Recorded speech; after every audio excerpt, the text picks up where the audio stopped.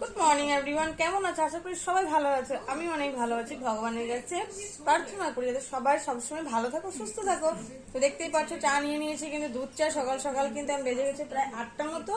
কারণ মেয়ের এখন সামার ভ্যাকেশন, মেয়ের বন্ধ আছে, মেয়ে হচ্ছে ঘরেই, ছেলের এখনো বন্ধ দেয়নি।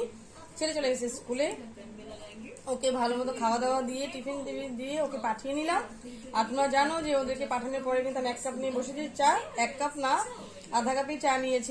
কিন্তু আজকে আধা কাপের থেকে কম নিয়েছি, কারণ বাইরে যা মানে কি বলবো, রোদ উঠে গেছে, প্রায় 5:30 থেকে রোদ উঠে গেছে, তো চা বেশি একটা খাওয়া হয় না। কিন্তু কি করব বলো, চা লাভার তো, 2 টাইম চা না হলে কাজ করতে পারি না। বিকালবেলা 1 টাইম আর সকালে 1 টাইম চা আমার লাগেই, একটু করে হলেও চাটা লাগবে। তো নিয়ে নিয়েছি, দেখো এখানে একটু একটু করে চা, সাথে নিয়ে নিয়েছি দেখো এখানে আছে কেক নিয়েছি, আর এখানে দেখো সুজি আর নারিকেল লাড়ু বানানো ছিল, সুজি নারিকেল লাড়ু সেটা।